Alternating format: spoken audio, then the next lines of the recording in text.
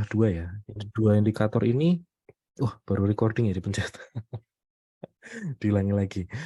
Selamat malam Bapak Ibu, perkenalkan nama saya Bernardi dan malam hari ini tema kita adalah tentang dua indikator yang cukup umum, yaitu adalah Bollinger Band dan MACD. Dua indikator ini biasanya itu jadi indikator yang biasanya awal dipelajari. Jadi pertama kali trader itu mau belajar trading, belajar analisa teknikal, biasanya itu belajarnya dari indikator Bollinger Band dan MACD. Nah, tapi ada banyak cara untuk belajar dua indikator ini. Ada banyak cara, ada banyak teorinya, dan biasanya yang baru mulai belajar itu akan sedikit terjebak dalam tanda kutip dengan bagaimana tampilannya atau bagaimana dia itu mungkin sudah pernah diceritakan tentang indikator apa, begitu melihat MACD sama Bollinger Band, secara tidak sadar menerapkan cara itu ke dua indikator itu. Padahal untuk lebih sederhana, dua indikator ini sebenarnya tidak perlu digunakan atau cara bacanya itu tidak perlu rumit-rumit, dan bagaimana cara membacanya, mari kita mulai. Yang pertama, kita akan hanya sedikit saja bercerita tentang teori dasarnya, bagaimana si Bollinger Band ini dibentuk. Pada saat itu, Bollinger Band yang dibuat oleh Bapak John Bollinger, itu tahun sekitar 1980-an. Pada saat itu, beliau membuat Bollinger Band itu tujuannya untuk mendefinisikan bahwa ketika harga berada di upper band, jadi nanti akan diceritakan Bollinger Band itu akan terbagi menjadi dua dunia, atas dan bawah. Ketika harga berada di atas, di upper band, itu dia dikategorikan mahal, harga tinggi, dan ketika berada di area Bollinger yang bawah itu murah. Nah, konsep sederhananya itu seperti itu. Jadi, misalkan kita akan melihat satu Bollinger Band. Ketika candle atau harga yang berada di dalam lingkaran merah, itu adalah ketika harganya tinggi. Harga tinggi dalam konsep trading, harga tinggi dan harga rendah itu berbeda dengan harga murah dan harga mahal. Jadi, ketika suatu saham harganya bergerak semakin tinggi, atau mungkin diasumsikan bergerak semakin mahal, itu bukan berarti jelek. Karena ketika harga atau saham itu turun, kita nggak akan tahu seberapa dalam turunnya. Ibarat kayak sumur, harganya turun, masuk ke dalam sumur, kita nggak tahu seberapa dalam sumurnya. Begitupun juga harganya terbang. Naik tinggi, harganya naik, kita tidak tahu seberapa tinggi harganya itu akan naik. Nah, dalam trading, yang kita cari itu bukan tentang murah, bukan tentang kita mencari saham yang harganya murah, bukan. Tapi kita akan mencari saham yang momentumnya itu kuat. Ibarat kita jadi, ibaratnya tim futsal misalkan. Kalau misalkan saya jadi pelatihnya atau saya jadi manajernya, yang saya akan pilih adalah orang-orang yang punya staminanya bagus, punya tekniknya bagus untuk main futsal. Bukan soal pemainnya itu harganya murah, bukan. Nah, itulah yang mendasari bagaimana kita memilih saham. Pilihlah saham yang momentumnya bagus. Nah, momentumnya bagus artinya dia punya tren. Karena kalau sideways dia nggak ada momentumnya dong. Ketika harganya uptrend, dia punya momentum. Ketika harganya dia punya momentum, harganya naik, harganya bukan sideways, dia punya tren. Nah, trend is your friend. Disitulah kaitannya antara analisa teknikal yang satu dengan yang lain. Untuk Bollinger Band ini, kalau misalkan Bapak Ibu lihat, posisinya di upper band, harga memang naik. Itu bagus. Kalau misalkan harganya nggak naik, itu baru jelek. Nah, oke. Bollinger Band fungsinya adalah untuk mendeteksi volatilitas. Kalau misalkan volatilitasnya lagi tinggi, berarti Bollinger Band-nya akan melebar. Kalau misalkan volatilitasnya kecil, turun, rendah, berarti Bollinger Band-nya akan menyempit. Volatilitas itu artinya range-nya. Jadi kalau misalkan volatilitasnya tinggi, gerakannya itu juga simpangannya jauh. Jarak dari high ke low itu bisa saja jauh. Jadi kenaikan harga dalam satu hari itu bisa saja lebih besar daripada yang kondisi ketika volatilitas rendah. Nah, contohnya kurang lebih seperti ini. Jadi di panah yang merah itu adalah tanda ketika volatilitasnya itu Bollinger Band-nya melebar, jadi volatilitasnya naik. Kemudian untuk yang panahnya yang hijau, yang sebelah kanan, itu adalah momen ketika volatilitasnya turun. Nah, Bollinger Band itu sebenarnya sederhana dan sangat membantu untuk Bapak Ibu trading. Kalau misalkan Bapak Ibu lihat yang sebelah, ini saya akan kasih warna coret-coretannya warna merah aja ya, biar kelihatan. Nah, ketika Bollinger Band-nya itu menyempit, artinya di situ volatilitasnya menurun. Tapi bukan berarti jelek. Ingat, ketika harga berada di bawah, di Bollinger Band yang bawah, di area bawah, istilahnya lower band ya, ada upper band dan lower band. Nah, ketika di area yang bawah, itu bukan berarti jelek. Itu berarti harganya lagi rendah. Nanti kalau misalkan kita ngomongin jelek, ada lagi caranya. Tapi kalau misalkan untuk sekarang, awal-awal, ketika harganya ada di bawah area Bollinger Band yang bawah ini, itu artinya bukan berarti jelek, tapi artinya dia murah. Harganya rendah aja lah ya, nggak usah bilang murah atau mahal, harganya rendah. Nah, kemudian ketika Bollinger Band-nya menyempit, artinya volatilitasnya menurun, di situ dia menyimpan momentum, menyimpan ibarat kata kayak ibaratnya kita punya botol Coca-Cola, kemudian diguncang-guncangkan, dikocok-kocok ya. Di dalamnya ketika tutupnya dibuka kan pasti kayak isinya meletup gitu ya. Nah, hal yang sama seperti si Bollinger Band ini.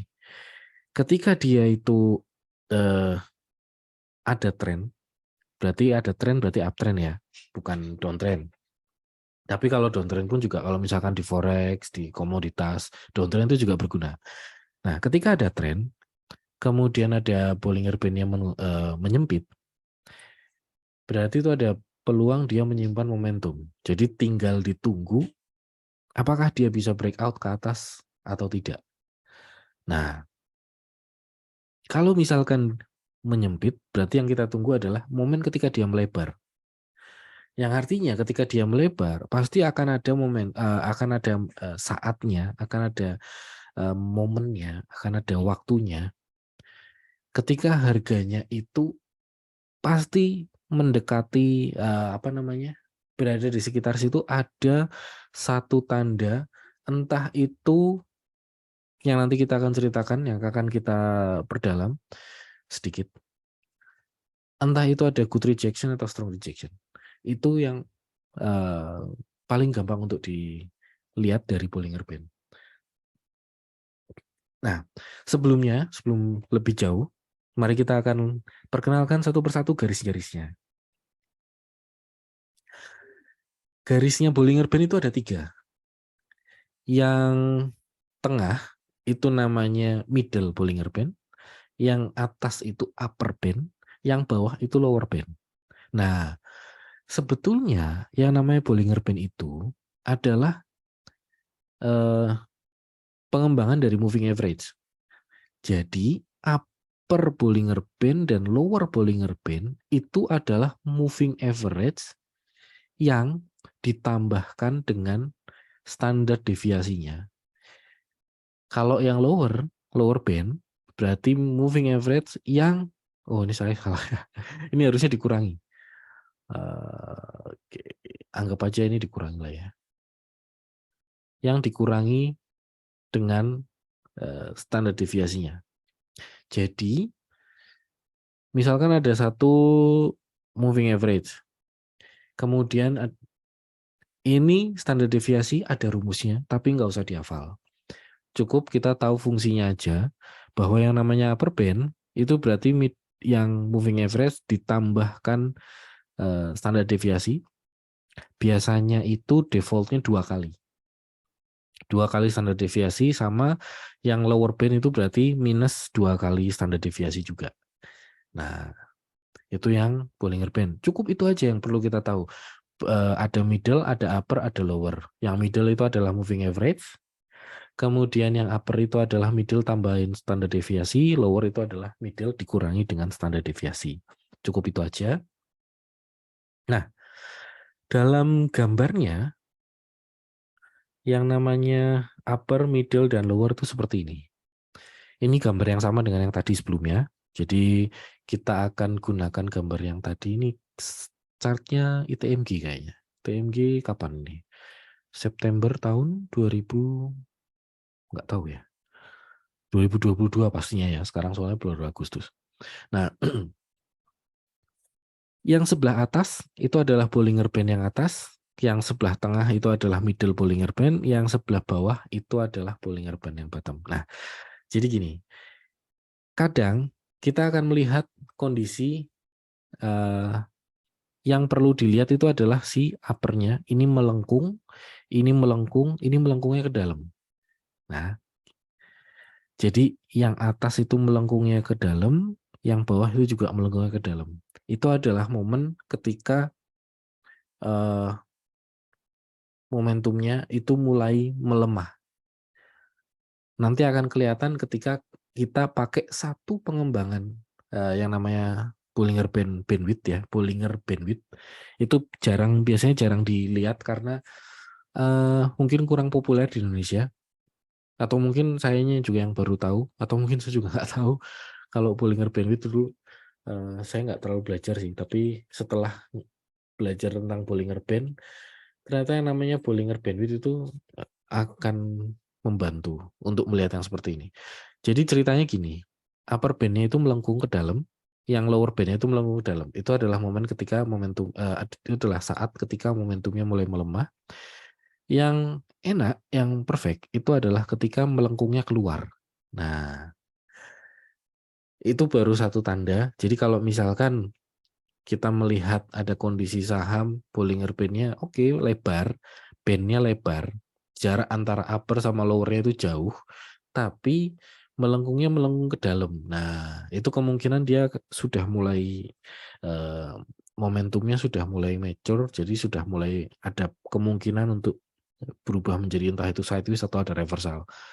Yang paling perfect itu yang ketika melengkungnya itu ke arah luar. Jadi membuka, dia memang betulan membuka. Dan sekali lagi, ketika di area ketika di momen ketika dia membuka Bollinger Band-nya, pasti akan ada kelihatan ada entah itu rejection, strong rejection atau malah good rejection. Nah, sebetulnya nanti akan kelihatan di belakang sih. Maksudnya akan dibahas di belakang. Cuman ini pasti udah kelihatan juga. Nah, oke, kita lanjut dulu ya. Bollinger Band yang default, yang standar aslinya atau apa sih namanya, periode bakunya, yang paling gampang itu kita akan menggunakan time frame daily aja, walaupun dia bisa digunakan di time frame yang lebih kecil atau lebih besar. Dan dia juga Bollinger Band ini salah satu indikator yang cukup fleksibel. Jadi kita bisa gunakan atau kita bisa terapkan Bollinger Band ini ke indikator lainnya, kayak misal RSI, kayak misal indikator Bollinger Band dimasukin ke MACD, atau mungkin Bollinger Band ini dimasukin ke stokastik gitu ya. Bollinger Band ini karena pada prinsipnya dia adalah intinya ngitung upper band dan lower band itu kan pakai standar deviasi. Nah, jadi misalkan RSI tambah standar deviasi 2 kali dikurangi 2 kali standar deviasi, ketemu bandnya RSI. Itu nanti ada gunanya juga. Tapi untuk sekarang kita akan bahas untuk yang basic si Bollinger Band-nya dulu. Kita pakai time frame daily. Kemudian dengan periode 20 itu yang standar, jadi middle Bollinger Band-nya itu periode 20 ya. Kemudian standar deviasinya kita pakai angka 2 aja. Nah, kemudian kalau untuk defaultnya sih seperti itu. Kalau misalkan tampilan di grafiknya kurang lebih seperti ini. Nah, ini adalah sumber global energi ini SGIR. Oke.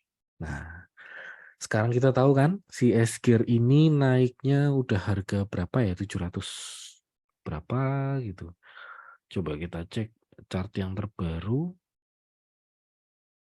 Kok gagal sih?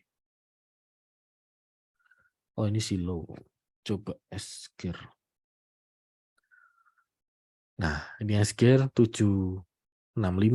Nah, seperti yang saya ceritain tadi, kalau melengkungnya melengkung ke dalam, ini nggak kelihatan. Ya, ini aja lah. Kalau melengkungnya itu melengkung ke dalam, itu kurang. Tapi yang kalau melengkungnya itu keluar, maksudnya dia membukanya itu keluar, nah itu yang potensi naiknya itu kencang. Jadi walaupun Bollinger Band-nya lebar, jarak volatilitasnya besar, tapi dia harus melengkungnya itu keluar. Nah, itu yang pertama. Kemudian kita kembali ke si materinya ya.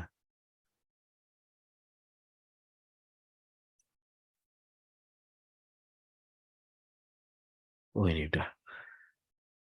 Nah, sekarang kita akan cerita tentang Bollinger Bandwidth. Kita kan tahu Bollinger Band itu tujuannya untuk tujuannya untuk melihat volatilitas.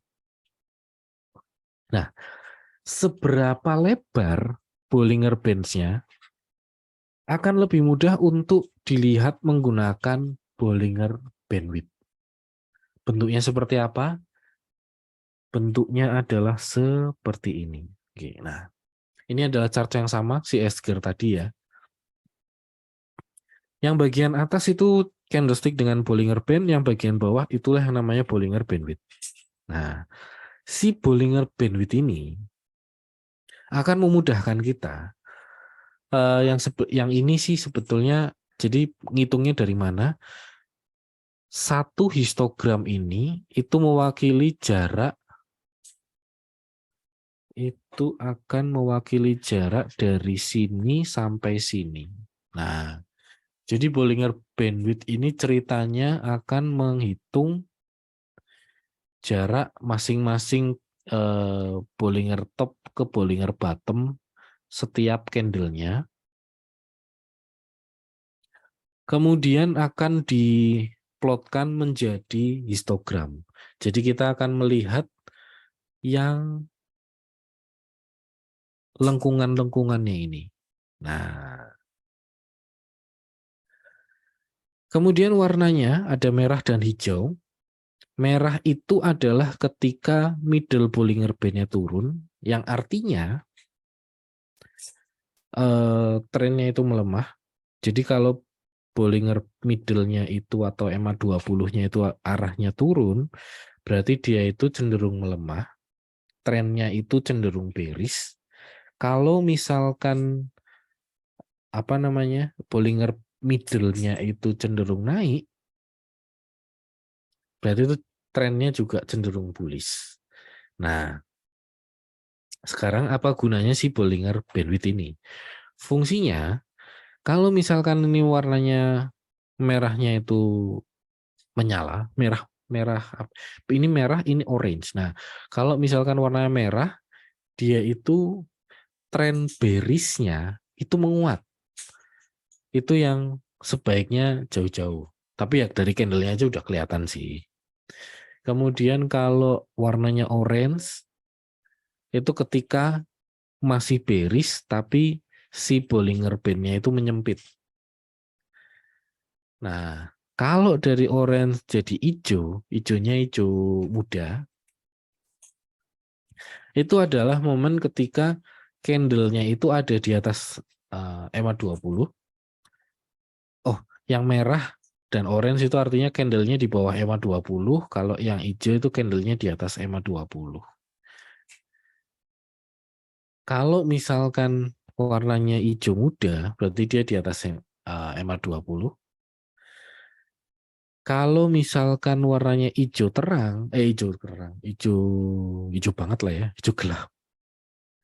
Berarti candlenya itu di atas MA20 dan kalau misalkan dia melebar gini, naik, nanjak, berarti si Bollingernya melebar. Oke.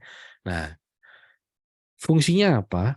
Fungsinya adalah ketika saya melihat si merahnya ini, dia mulai mendatar. Mendatar tuh maksudnya kecil-kecil ya. Kalau kecil-kecil kan artinya kan Bollingernya kan menyempit.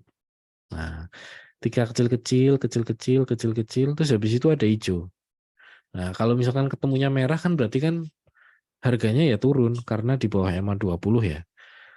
Kalau misalkan ketemunya hijau, nah ini yang menarik. Jadi momennya adalah, nah ini ke sini. Candle yang ya hilang panahnya.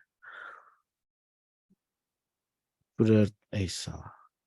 Berarti ini dari sini ke sini. Nah ini. Sudah mulai merasakan manfaatnya Bollinger Bandwidth. Nah, kalau ini kan merahnya naik ya. Habis itu ketemu hijau. Ini bukan yang dicari. Kalau misalkan mendatar,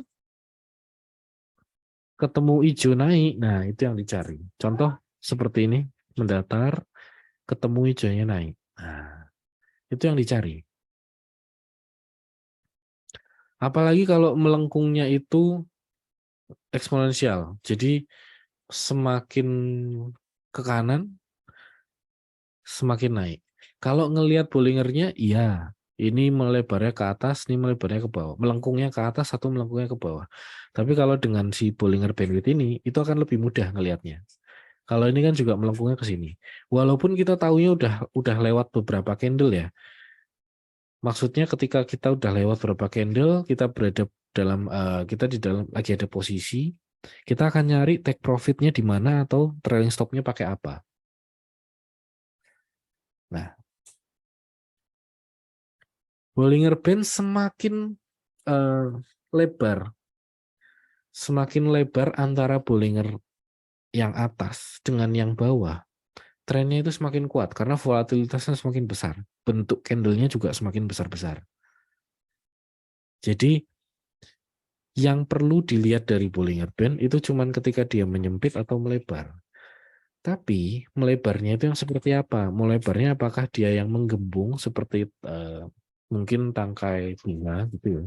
Atau dia yang melebarnya seperti trompet, jadi kayak eksponensial. Itu yang membedakan. Sama-sama melebar, sama-sama menyempit, tapi kalau yang melebarnya itu melengkungnya ke dalam, berarti momentumnya sudah mulai berkurang. Tapi kalau yang melebarnya melebar ke arah luar, berarti momentumnya itu baru mulai akan bertambah. Nah, oh ini ya, tadi penjelasan tentang si Bollinger Bandwidth. Bollinger Bandwidth ya, benar. Ketika Bollinger Band itu melebar, artinya itu trennya menguat.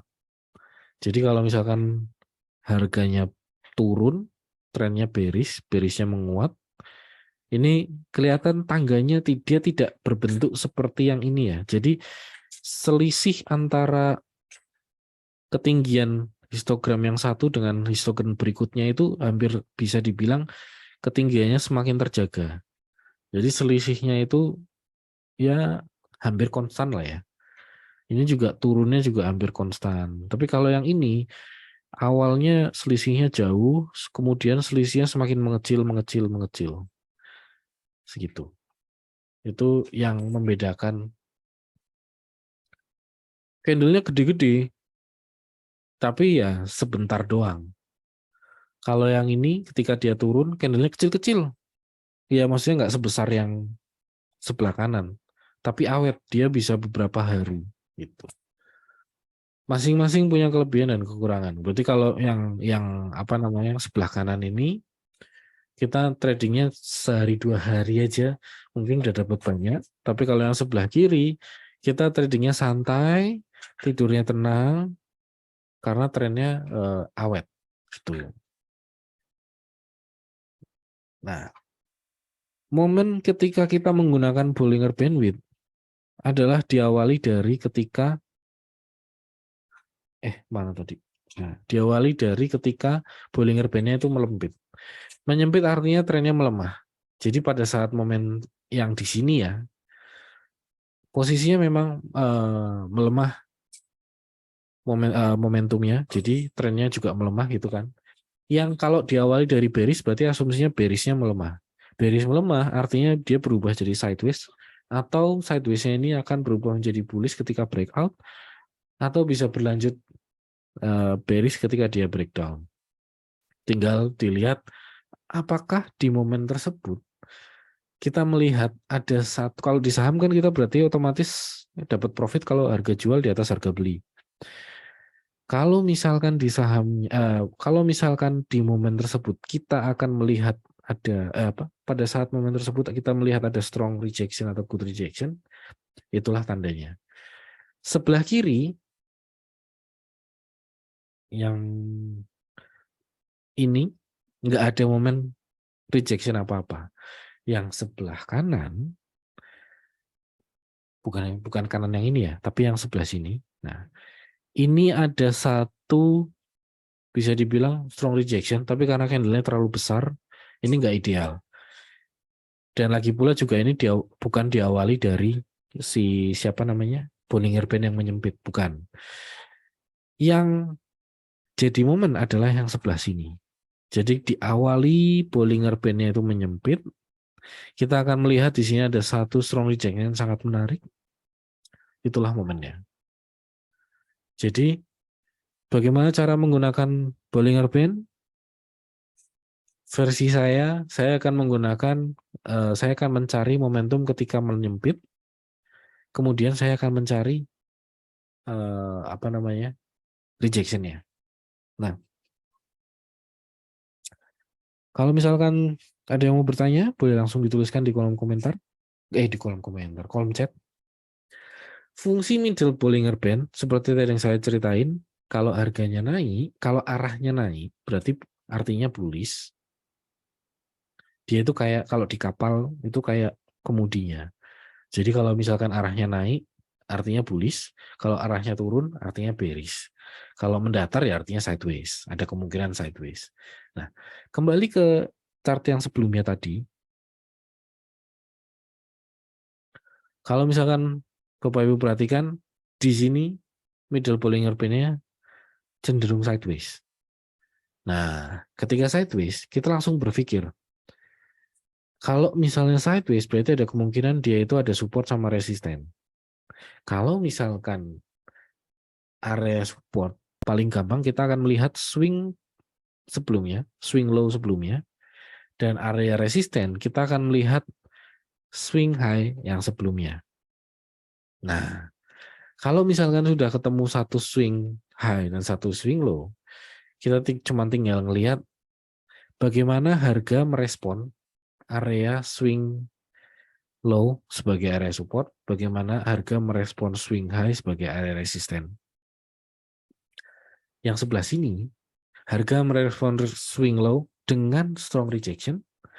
Yang sebelah sini, harga merespon area yang sebelah kiri harga merespon area support dengan strong rejection. Yang sebelah sini harga merespon area resisten dengan breakout.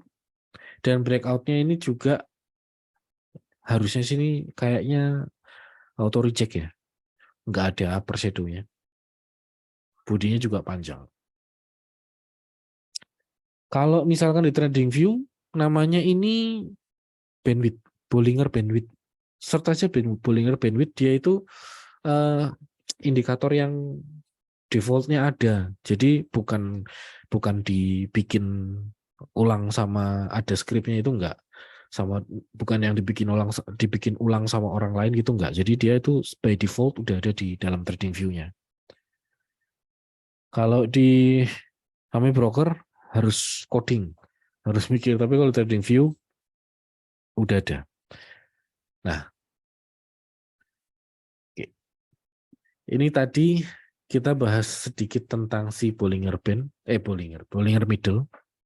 Jadi kalau arahnya turun, berarti artinya bearish. Kalau arahnya naik artinya bullish. Yang kita cari jangan yang turun. Minimal yang mendatar. Kalau mendatar berarti kan sideways.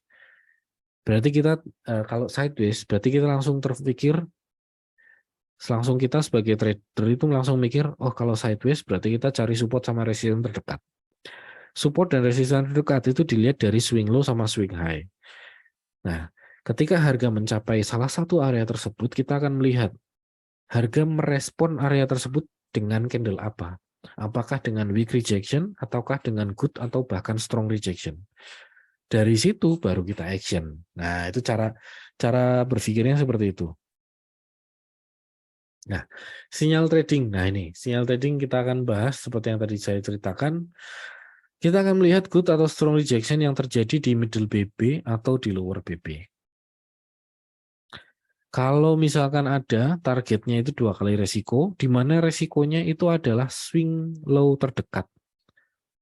Kemudian cut loss-nya di swing low terdekat itu. Nah,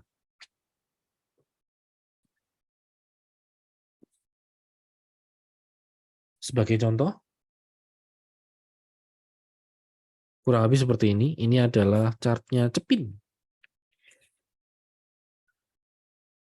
Kita manfaatkan, jadi kita sudah tahu beberapa hal tentang Bollinger Band. Yang pertama, melengkungnya. Jadi kalau melengkungnya melengkung ke dalam, itu artinya trennya udah mulai melemah. Kalau melengkungnya melengkung keluar, itu berarti trennya mulai menguat. Kemudian hal kedua yang kita ketahui adalah middle Bollinger Band. Kalau cenderung turun, artinya bearish. Kalau cenderung naik, berarti dia bullish. Kemudian tadi kita juga bisa pakai bantuan Bollinger Bandwidth. Nah, tapi tidak akan bisa jadi kalau kita nggak tahu setelah ada fakta-fakta tadi itu kita harus ngapain. Nah, selanjutnya adalah tunggulah sinyal rejection. Sinyal rejection antara posisinya itu di middle Bollinger atau di Bollinger yang bawah. Dengan kondisi bukan pada saat lagi bearish ya. Jadi kalau misalkan di sini ada bearish, Bollinger middle-nya ini turun, berarti kan bearish. Ya terus jangan cari rejection apa-apa, abaikan saja dulu. Baru ketika dia cenderung sideways atau bahkan cenderung naik, baru kita cari sinyalnya ketika dia bikin rejection di middle Bollinger Band atau di Bollinger Band yang bawah. Gitu. Bukan dengan crossing ya, jadi kita tidak pakai sinyal itu pada saat cross middle Bollinger Band, enggak. Middle Bollinger Band itu adalah EMA 20. Jadi kalau misalkan crossing terhadap EMA 20 itu telat. Mendingan kalau misalkan mau pakai metode crossing-crossingan, mendingan pakai crossing EMA 5 sama EMA 8 malah beres. Itu maksudnya. Jadi yang saya bilang, orang belajar Bollinger Band karena pertamanya belajar moving average, dan di moving average itu sinyalnya adalah ketika golden cross dan dead cross, dia pikir dengan melihat golden cross atau dead cross di Bollinger Band caranya juga sama. Dia pikir seperti itu. Dia pikir dengan melihat Bollinger Band, melihat sinyal di Bollinger Band adalah melihat harga crossing middle Bollinger. Padahal tidak seperti itu, gitu ya. Ingat, ketika trennya itu ada, ketika tren itu ada trennya, entah itu bullish atau bearish, di situ kita bisa manfaatkan untuk ambil sinyal yang sejalan dengan tren tersebut. Kalau di saham ya berarti kita mau nggak mau cari tren yang bullish saja. Kalau di forex, gold, cari tren lagi. Kalau misalkan ketemu tren yang bearish, middle Bollinger Band-nya turun, ya udah kita cari sinyal untuk sell. Tapi kalau di saham, Bollinger Band-nya naik, kita cari sinyal untuk buy. Nah, contoh kondisi si ini Bumi Serpong BSD ya. BSDE.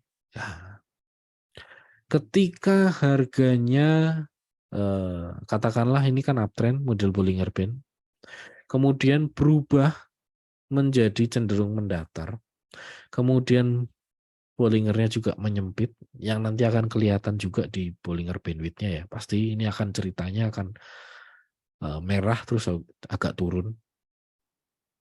Yang kita cari adalah apakah harga merespon Bollinger Bottom ini dengan strong rejection atau good rejection. Nah, contoh ini mungkin agak kurang terlihat ya. Kalau yang kotak yang sebelah kiri, ini sebetulnya adalah good rejection, di mana ini candle yang pertama, ini candle yang kedua, dan ini candle yang ketiga. Nah, posisi closingnya itu berada di atas setengah dari body candle yang pertama. Kalau strong, itu kalau closingnya dia di atas high. Tapi kalau dia closingnya di atas middle, itu udah hitungannya udah good rejection. Disitulah kita ambil eksekusi beli ketika di sini harganya 11.30 ya. Buy break 11.30 berarti 11.35. Nanti bisa langsung pasang smart order. Kemudian cut loss-nya di bawah ini 10.45. Nah, jadi di 10.40. Targetnya 1.300, 2 kali resiko. Jadi dari 11.30 ke 10.45 berapa? 2 kalinya.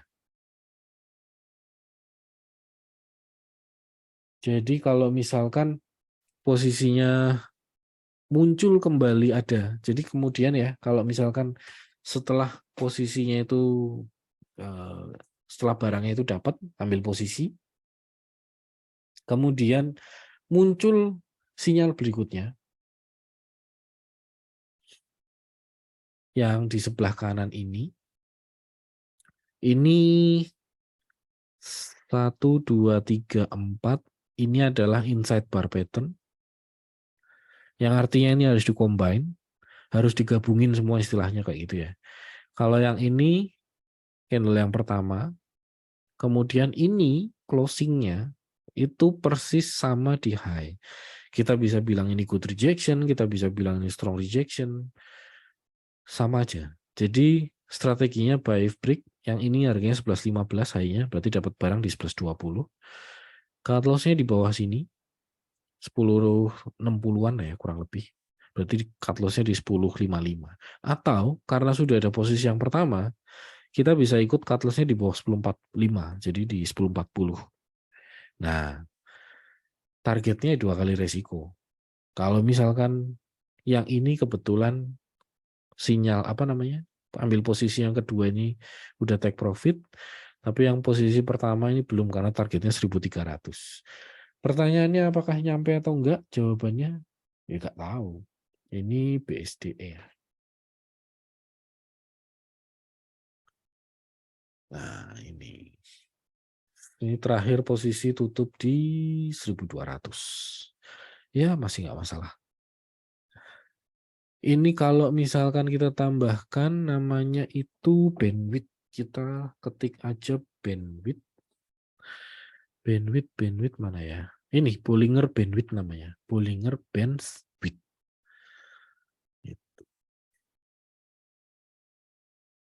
Ini mana tadi ya? Oh, nggak ada.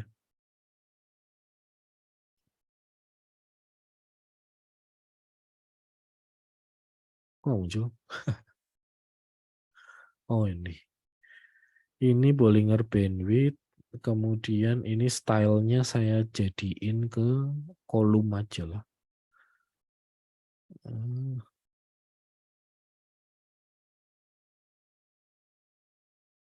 Sepertinya saya udah pernah coding, tapi di mana ya?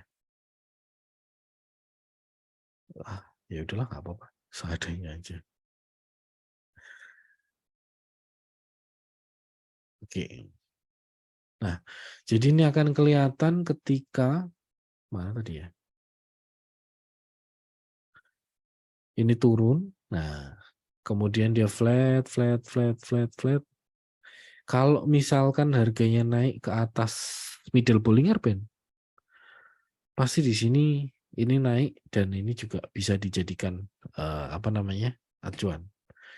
Tapi dengan kondisi ketika ini bukan sideways ya. Kalau ini sideways berarti kan kita cuma tinggal ngelihat dia itu merespon Bollinger Bottom-nya itu dengan apa? Dengan candle apa? Tapi kalau misalkan dengan kondisi bullish, nanti dia akan apa namanya? Merespon middle Bollinger Band itu seperti dengan candle yang apa. Kalau misalkan candle-nya bagus ya kita bisa eksekusi.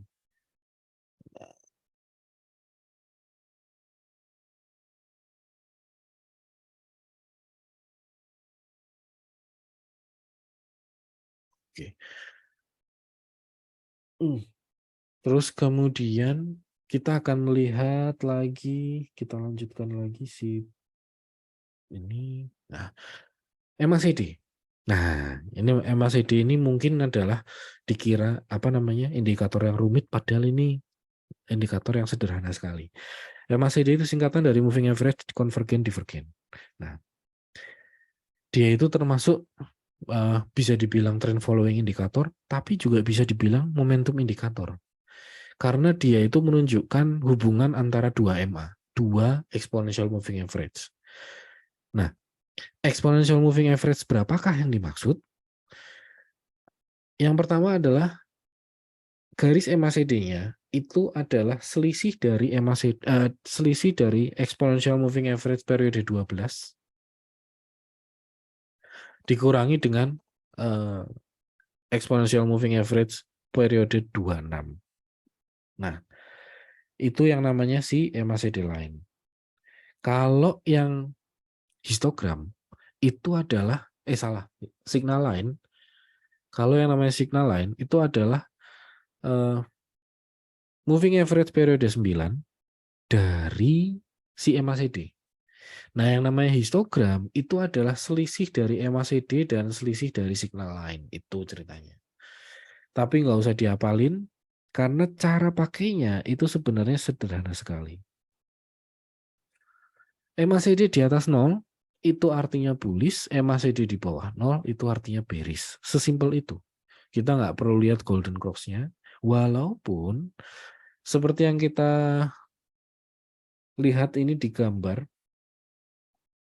yang sebelah atas itu adalah exponential moving average, yang bawah MACD. Walaupun ketika MACD-nya itu golden cross, dia itu memberikan sinyal yang lebih awal dibandingkan dengan golden cross-nya antara EMA dengan EMA. Itu. Tapi kita nggak lihat golden cross-nya. Karena sebetulnya yang namanya histogram itu kan selisih antara MACD line dan signal line. Jadi dengan kita melihat histogramnya saja, itu sebetulnya sudah mewakili golden cross-nya. Jadi kan kita akan melihat golden cross kalau dia MACD misalkan ya. Nah, sebetulnya dengan melihat histogramnya saja itu sudah cukup. Jadi ketika histogramnya itu dari merah ke hijau atau dari hijau ke merah, itulah ketika dia golden cross. Dari merah ke hijau, ini biru sih ya, bukan hijau. Kemudian dengan dari positif ke negatif lah ya. Positif ke negatif, negatif ke positif. Nah, itulah ketika dia golden cross dan itulah sinyalnya. Tapi bukan itu yang saya cari. Jadi, bagaimana cara menggunakan histogram? Yang pertama adalah carilah kondisi histogramnya di atas 0. Kalau misalkan histogramnya itu masih di bawah 0, berarti kan belum ada golden cross. Tapi dia berpindah dari negatif ke positif, berarti itu ada golden cross. Nah, ada dua macam sinyal dari histogram. Ya. Jadi yang saya lihat dari MACD itu bukan MACD lainnya, tapi histogramnya. Golden cross-nya itu ditanda apa? Histogram itu juga memberikan tanda golden cross-nya di mana, dan juga sinyal yang saya cari. Sinyal yang saya cari itu adalah kombinasi. Jadi kalau misalkan Bapak Ibu ada yang pernah belajar indikator profit unity, alligator, Bill Williams, pernah ketemu yang namanya AO, Awesome Oscillator. AO itu adalah exponential moving average, selisih antara EMA 5 dengan EMA 34. Karena selisih moving average ya itu MACD juga. Itu kurang lebih seperti itu. Tapi dari si AO itulah saya melihat atau mungkin menggunakan MACD histogram ini mungkin sedikit berbeda dari yang lain. Jadi ketika MACD breakout fraktal, histogramnya itu breakout fraktal, itu sinyal pertama. Yang kedua adalah yang namanya saucer. Saucer itu adalah ketika histogramnya itu dari turun kemudian naik atau dari naik kemudian turun. Salah. Turun kemudian naik. Cuma itu aja. Dari histogramnya mengecil, kemudian ada yang membesar. Nah, itu.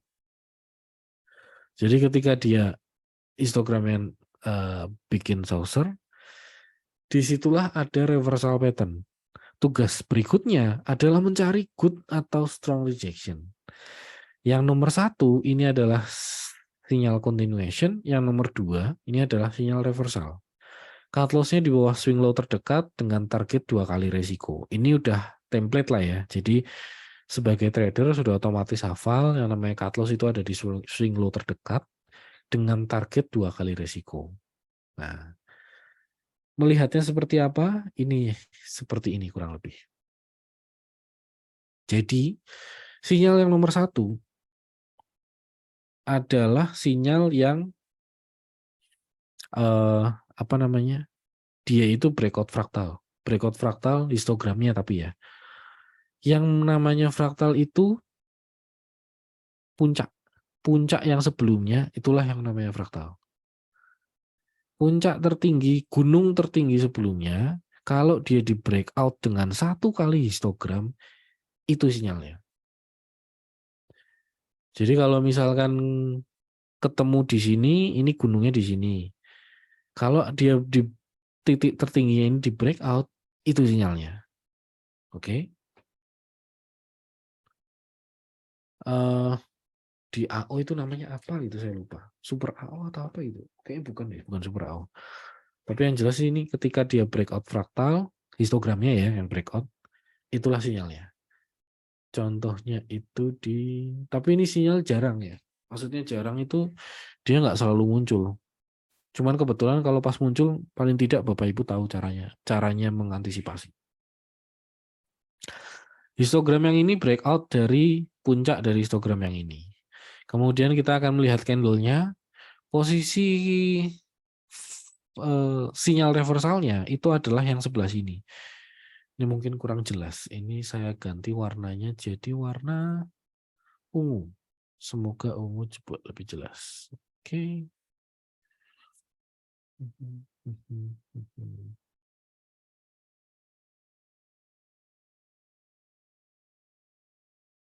Nah, ini. Jadi, bagaimana candle sebanyak ini itu jadi sinyal reversal? Saya akan cerita. Awalnya, candle yang sebelah sini, kemudian ini lower high, lower low, kemudian ini lower high, lower low, lower high, lower low, dan ini lower high, lower low. Oke. Kemudian di sini, ini adalah inside bar. Yang di sini, ini higher high, higher low.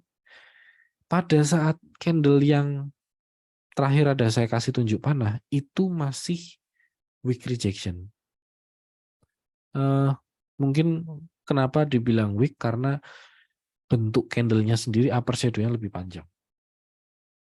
Candle berikutnya, dia agak oke, karena tutupnya di atas. Dia inside bar pattern, yang artinya kita combine candle-nya, berarti open-nya di sini, closing-nya pakai yang ini.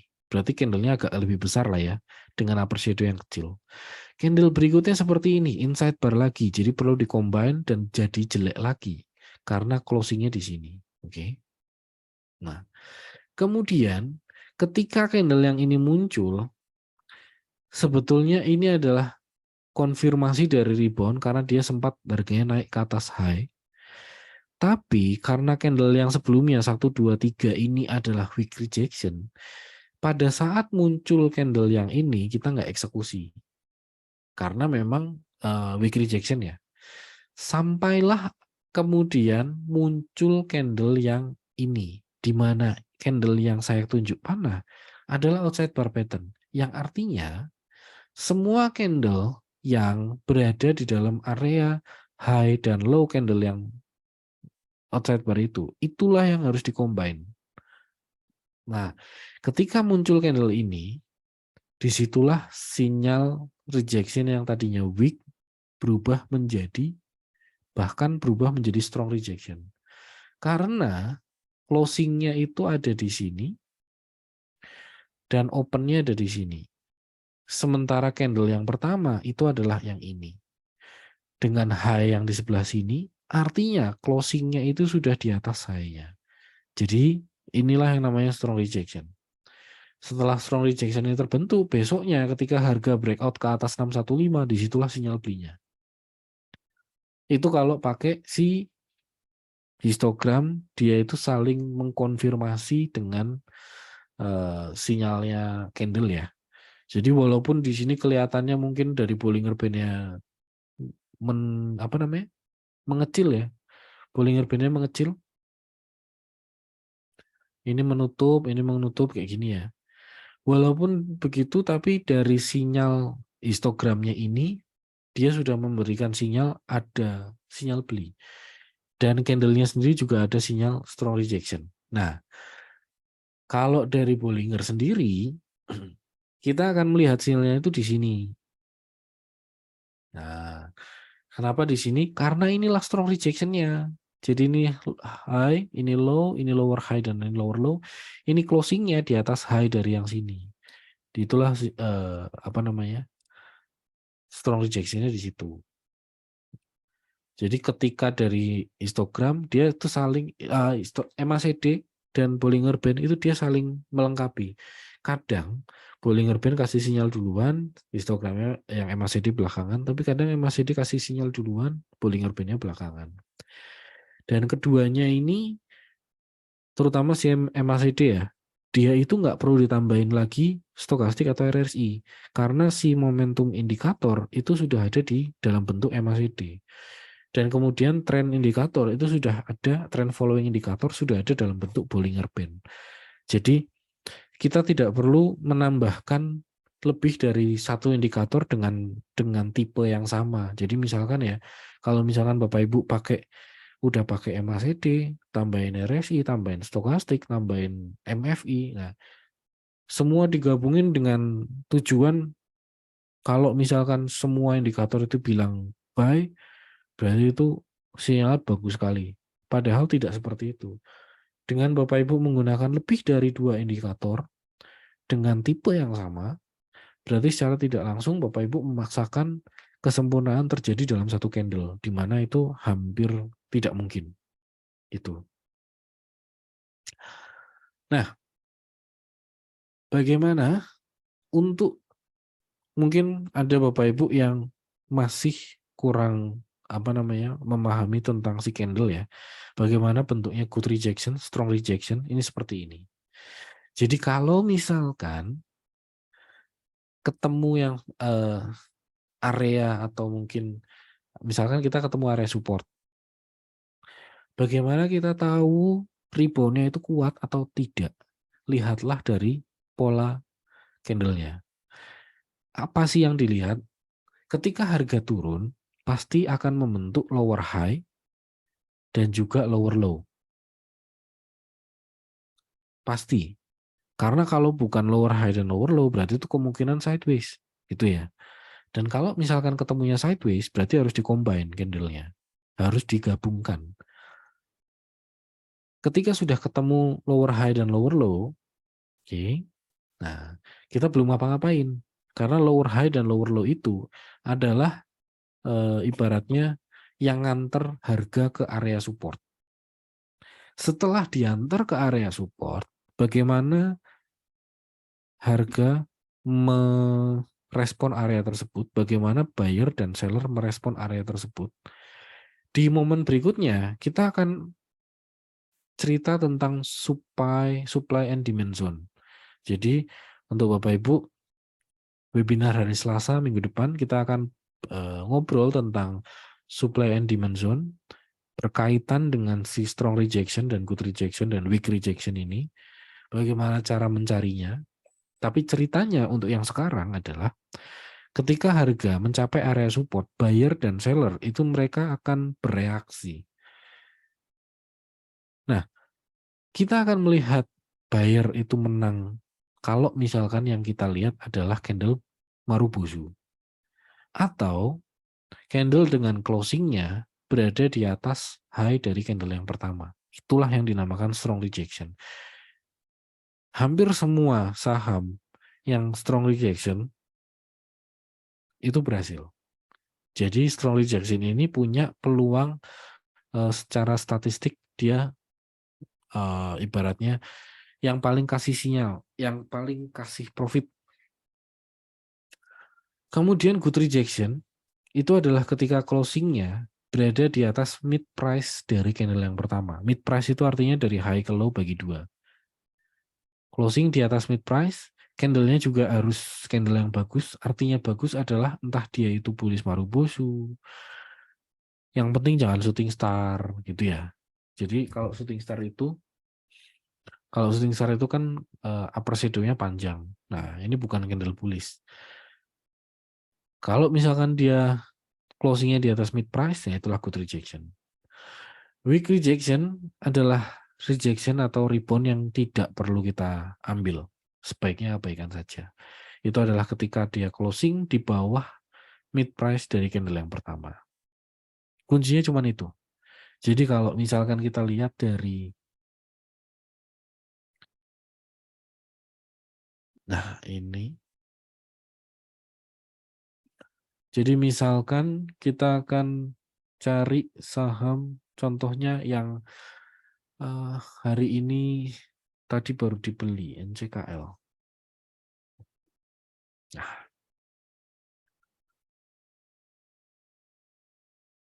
kita akan buang dulu ini, tambahkan dulu MACD. MACD, kemudian kita akan lihat di sini. Saya tidak akan tampilkan MACD dan sinyal. Nah, saya akan lihat histogram. Di sini kita akan melihat ini saya akan kasih garis horizontal ray di sebelah sini. Oke. Ketika ada histogram yang breakout ke atas fraktal, itulah yang jadi sinyal. Nah, ini yang terbaru ya. Tapi yang sebelumnya itu ada di sini. Yang ini ya, bukan yang ini. Kalau yang ini kan dia bikin fraktal, tapi habis itu ini adalah faktor yang lebih baru. Jadi posisinya ada di candle yang ini. Nah, mana tadi? Candle yang ini. Nah, candle yang ini. Kalau misalkan Bapak Ibu lihat,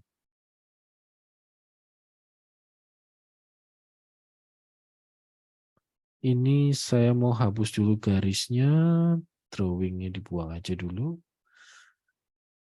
Kita akan melihat di sini bagaimana candle merespon area Bollinger Band yang bawah. Atau candle merespon middle Bollinger Band. Kita akan melihat satu demi satu. Ini, ketika dia merespon Bollinger yang bawah, lower high dan lower low, ini higher high dan higher low. Tapi ini candle-nya merah, ini bukan candle bullish. Oke, berarti yang ini bukan rebound yang bagus. Kemudian candle berikutnya, ini outside bar, ini inside bar, ini candle yang ketiga. Dan ini bukan candle yang bagus, karena ini upper shadow-nya panjang. Berarti bukan good rejection. Nah, sekarang Bapak Ibu perhatikan ketika ini inside bar, ini lower high lower low, ini higher high dan higher low. Ini juga bukan candle bullish yang bagus. Karena ini malah bodinya merah, berarti bukan candle bullish. Ini bukan rejection yang bagus. Ini higher high, salah. Ini high, ini lower high, ini low, ini lower low. Ini inside bar pattern. Dan yang ini itu adalah closingnya di atas high yang sebelah sini. Artinya itu strong rejection. Dan dia strong rejection terhadap middle Bollinger Band. Middle Bollinger Band-nya flat, cenderung mendatar, yang artinya kita akan melihat area support resistennya di mana. Supportnya di sini, yang berarti candle-nya ini dia merespon area support. Kemudian resisten terdekat ada di area sini. Resisten terdekat ya. Nah, candle berikutnya seperti ini. Ketika muncul strong rejection, yang kita lakukan adalah menyiapkan strategi buy if break, kemudian resikonya 2 kali. Take profitnya 2 kali. Nah, waktu dia breakout 990 berarti dapat barang di 995. Kemudian cut loss-nya di bawah 890 berarti di 885 dengan target di 1190. Itu ceritanya. Ada pertanyaan? Recording bisa di-share? Nanti saya share ya. Nanti saya minta ke Mas Amri. Kemudian ada pertanyaan, jika kita ketemu strong rejection, entry-nya pada saat pre-close. Nah, jawabannya adalah tunggu breakout candle berikutnya. Breakout candle high-nya. Jadi ketemu strong rejection, kita pasang strategi buy if break 985. Kalau misalkan besoknya kondisinya seperti ini, candle-nya kan jadi tutupnya di sini. Nah, ini masih kategori good rejection. Kalau seandainya kemarin waktu candle merah itu tutupnya mungkin di bawah lagi ya, jadi weak rejection, strateginya dibatalin. Toh juga belum kena kan, belum kena barang. Nah, kalau misalkan habis itu besoknya seperti ini. Yang ini kan 3 candle ini kan jadi inside bar. Inside bar itu harus di combine. Berarti ini closingnya di sini, opennya di sini. Nah, closing di sini tetap di atas high dari ini, tetap strong rejection. Dan ini jadi strateginya masih tetap berjalan, buy break 985. Hari ini tadi ketika dia naik ke atas buy break 9910, sorry. 985 closing hari ini. Jadi hari ini breakout 990 dapat barang di 995. Di atas 990 kan 995 ya. Itu. Kemudian cut loss-nya di mana? Di bawah sini. Nah, seandainya kita berandai-andai ya, besok dia terbang tinggi misalkan ya, cut loss-nya saya pindahin ke atasnya sini, itu seandainya. Tapi itu adalah satu trik doang sih, supaya cut loss-nya nggak terlalu dalam aja. Itu. Nanti pada akhirnya ketika harganya naik lagi, ya udah cut loss-nya dinaikin lagi ke low yang lebih tinggi. Bisa jadi malah stop loss-nya jadi plus malah jadinya. SL plus namanya kalau saya istilahnya kayak gitu. Kalau indikator kombinasi dengan MACD, apakah bagus? Kalau dibilang kombinasi,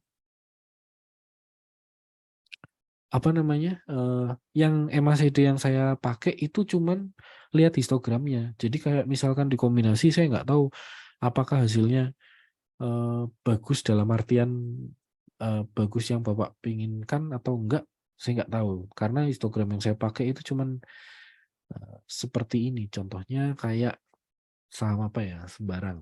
ULTJ.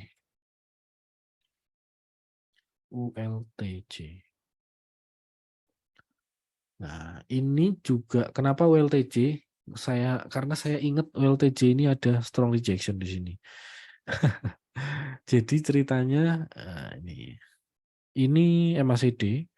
Jadi kemudian inilah ada mana tadi fraktalnya di sini. Nggak usah tepat-tepat banget nggak apa-apa. Tapi untungnya di sini ada perbedaan warna. Jadi kalau ini biru-biru-biru terus ini birunya agak pudar, berarti ini puncaknya di sini. Nah ini kan breakout nih. Nah ketika breakout ini artinya kan trennya trennya ngelanjutin continuation. Yang dilakukan berikutnya apa? Yang dilakukan berikutnya adalah mencari sinyal rejection. Nah, sinyal rejectionnya di mana? Sekarang lihat yang ini ya. Nah, ini. Tuh. Ketika ada rejection, posisinya adalah bentar. Ketika ini ada, kita ngobrol ini dulu. Ketika ini ada inside bar pattern. Jadi 1, 2, 3, 4, 5, 6. Ini low-nya sama nggak ya? Ini low-nya di 1560, yang ini low-nya di 1560 sama. Berarti ini juga harus di-combine. Ini juga harus di-combine. Berarti ini open-nya di bawah, closing-nya di sini. Nah, berarti akan menghasilkan mungkin kalau mau diandai-andaikan ya, jadi akan ada satu candle baru dengan bentuk seperti ini. Jadi upper shadow-nya panjang sekali, ini bodinya kecil segini, kemudian besoknya ini ada kayak gini. Nah, terus ini ada candle bullish. Candle bullish ini closing-nya walaupun jauh dari setengah high ke low ya, tapi dia udah di atas si body candle-nya. Jadi biasanya kalau ketemu yang kondisi khusus seperti ini, apa ini namanya, shooting star yang panjang sekali, si upper shadow-nya, dan bodinya juga kecil sekali, saya akan melihat itu kebalikannya. Kebalikannya maksudnya gini, ini kan diawali dari harga naik ya, diawali dari harga naik, kemudian ada rejection, candle yang ini adalah satu, ini candle yang kedua yang upper shadow-nya panjang banget tadi itu, ini adalah candle ketiga. Ini adalah weak rejection-nya turun. Artinya dalam tren naik ada weak rejection. Jadi ada walaupun ada resisten tapi di respon dengan weak rejection, berarti ada kemungkinan dia rebound. Gitu. Kalau ini mungkin harus ngobrol sama harus ngobrol dengan tema yang pertama dulu, ada blended candlestick. Jadi kalau misalkan tren itu kan harganya zigzagnya naik turun. Nah, zigzagnya kan naik turun kayak gini ya. Ketika yang atas sini weak rejection, berarti ada kemungkinan lanjut. Tapi kalau misalkan yang ini puncaknya itu adalah strong rejection, berarti kemungkinan harganya masih akan turun gitu. Pada saat si WLTJ ini kejadiannya ketika puncaknya ini weak rejection, makanya ada peluang untuk naik. Jadi disitulah si analisa teknikal saling backup satu sama lain. Ketika yang ini breakout, ini ada sinyal continuation. Kalau dia weak rejection, berarti di sini kita bisa eksekusi. Itulah. Ya, seperti itu kurang lebih. Nah, bagaimana MACD-nya digunakan? MACD digunakan ketika breakout, MACD histogram ya maksudnya. Histogramnya digunakan ketika breakout fraktal, dan tadi ketika ada saucer. Saucer itu maksudnya yang ini. Jadi dari yang turun, kemudian ada satu naik. Nah,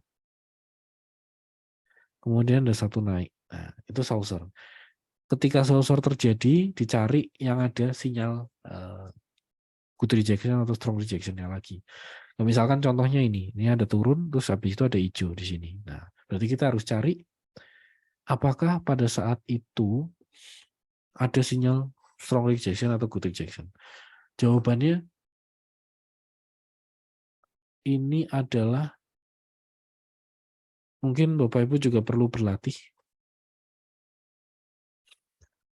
Yang menarik dari rejection ini adalah bagaimanapun bentuk candle-nya, asalkan kita berpedoman ketika ada inside bar atau ada outside bar itu harus di-combine, pasti akan ketemu jalannya. Nah, ini candle yang pertama, kemudian ini candle yang kedua, candle yang ketiga adalah yang ini. Nah, dan di sini ketika closingnya di atas ini, berarti sudah di atas high, itulah yang namanya strong rejection. Jadi ketika strong rejection ini terbentuk,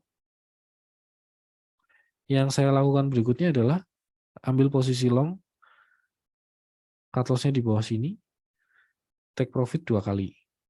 Ini belum nyampe. Yang ini belum nyampe. Ini belum nyampe. Nah, yang berikutnya muncul, kalau misalkan ada muncul sinyal rejection lagi, bisa diambil. Ini bukan, ini inside bar, ini turun, ini outside bar. Nah, ini sinyal berikutnya itu di sini. Ini di sini, cut loss-nya di bawah sini. Ini 2 kali, nggak nyampe, malah kena cut loss. Tapi yang ini belum. Ya sudah.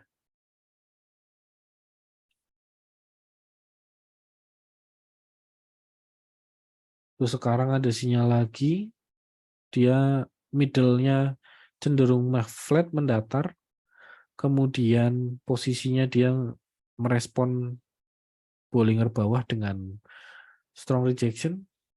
Jadi si ULTJ, kenapa kemarin ada rekomendasi ULTJ, itu alasannya. Ada pertanyaan, jika setelah strong rejection candle berikutnya merah tapi punya ekor panjang ke bawah, apakah strong rejection dihitung lemah atau bottom? Oh, jawabannya gini. Kalau saya pakai ini aja ya. Ini kan strong rejection. Nah, kalau misalkan candle berikutnya itu ketemunya candle merah, oke, candle merah berarti saya akan gambar candle merah seperti ini. Nah, kemudian ini ekornya panjang di bawah. Nah, oke, ekornya panjang di bawah. Jadi ini pertanyaan terakhir ya. Habis ini kita udahan. Nah, kalau misalkan kejadian seperti ini, high-nya ini kan sudah ngelewatin high yang sebelumnya. Berarti itu sudah dihitung konfirmasi. Ini strong rejection-nya masih tetap berlaku. Akan berbeda ceritanya kalau misalkan dia bentuknya seperti ini.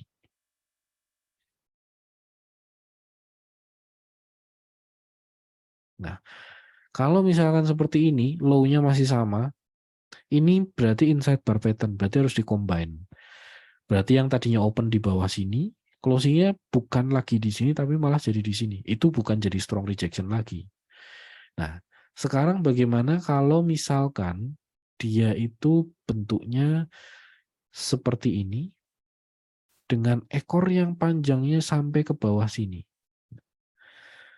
Kalau misalkan ini kejadian, jawabannya ya batal. Jadi strong rejection-nya itu apa namanya?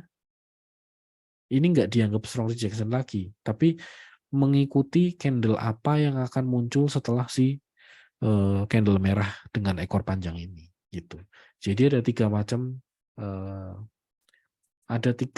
cara menjawabnya. Dia udah sempat bikin higher high dulu apa enggak? Kalau misalkan sempat, berarti strong rejection-nya masih tetap berlaku. Yang kedua, dia belum sempat bikin higher high, tapi dia bikin inside bar pattern. Berarti perlu dilihat closing-nya di mana. Di-combine sama si candle ketiga yang strong rejection itu, jadinya itu tetap strong rejection atau good rejection gitu. Kalau dia nggak bikin higher high, tapi dia bikin lower low, berarti rejection-nya batal. Berarti dia counting-nya diulangi lagi. Itu jawabannya. Oke, Mas, sekian materinya. Saya kembalikan dulu ke Mas Hamri. Tapi untuk informasi, minggu depan kita akan ngobrolin tentang supply and demand. Jadi teman-temannya yang lainnya diajakin juga ya Bapak Ibu. Terima kasih. Oke, baik. Terima kasih Mas Bernardi yang sudah menyampaikan materinya ya. Menarik sekali. Panjang banget dari tentang Bollinger Bands ya. Semoga teman-teman juga paham gitu apa yang tadi disampaikan oleh Mas Bernardi. Oke, aku mau share juga beberapa informasi ya. Jadi buat teman-teman yang belum punya RDN Pinatrade, ya kan, bisa langsung dibuka lewat website gitu, lewat website Pinatrade, ketik aja di websitenya pinatred.id. Nanti akan muncul websitenya. Dan juga teman-teman bisa daftar ya untuk mulai langsung investasi dan juga menggunakan fitur-fiturnya. Macam-macam nih, ada fitur smart order gitu, terus juga ada trading ideas dari Mas Bernardi juga di sana gitu. Jadi kita bisa lihat apa sih yang Mas Bernardi rekomendasikan di minggu ini gitu. Dan juga jangan lupa ketika daftar masukkan kode referralnya, masukkan kode PNBD ya. Jangan lupa masukkan kode PNBD. Oke, baik. Itu aja informasinya. Tadi juga pertanyaan-pertanyaan udah dijawab semua ya oleh Mas Bernardi. Sangat jelas dan lengkap. Semoga bisa membantu teman-teman gitu. Dan di pertemuan minggu depan kita akan bersama-sama membahas tentang supply and demand analysis. Jadi jangan lupa buat teman-teman untuk keep ya hadir gitu dan juga pelajari apa yang sudah kita kita gunakan apa yang sudah kita pelajari malam hari ini. Oke, mungkin segitu aja. Kita akhiri pertemuan kita malam hari ini. Kita jumpa lagi di minggu depan. Oke, Pak, rekamannya ada. Nanti akan di-share di YouTube ya. Oke, nanti akan dikirim juga di grup ya. Ya. Cek aja bisa aja langsung ketik di YouTube Pinatred ya. Nanti di situ ada itunya, ada videonya. Oke. Baik, itu aja mungkin untuk perjumpaan kita malam hari ini. Terima kasih Mas Bernardi, terima kasih semuanya yang sudah hadir. Kita tutup dengan baca alhamdulillah dan wassalamualaikum warahmatullahi wabarakatuh. Selamat malam semuanya. Oke, terima kasih Pak Luki. Selamat malam Mas Bernard. Selamat malam semuanya. Malam, terima kasih.